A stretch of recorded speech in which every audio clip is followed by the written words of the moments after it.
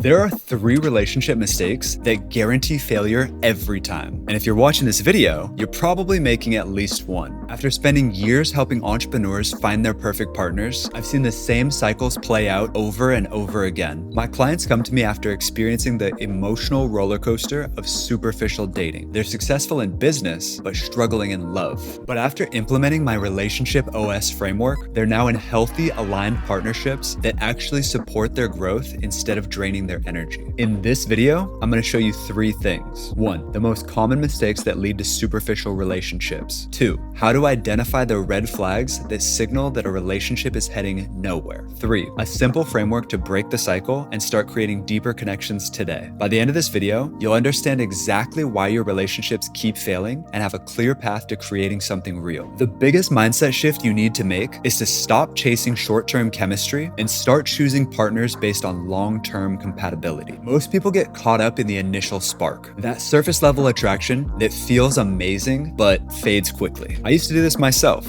I'd meet someone new, feel that rush of excitement, and dive in head first without stopping to ask the deeper questions. Here's the truth. Chemistry without compatibility is just a temporary high. It's like eating candy for dinner. It tastes great in the moment, but it leaves you feeling hungry an hour later. I had a client named Justin who kept dating women based purely on physical attraction. He'd get 3 months in, realize that they didn't share the same vision, and the cycle would repeat all over again. I helped him identify his relationship archetype and understand what kind of partner would actually complement his vision in life. Now he's dating a woman who's going to fulfill his dream of traveling the world. And it's no coincidence that she's a maiden archetype. Your action item. Before your next date, write down your non-negotiables and what you're actually looking for in a partnership. This isn't about physical traits. It's about character, goals, and how you want to feel in the relationship. The second mindset shift is about moving from vague intentions to crystal clear communication. Most people avoid being upfront about their relationship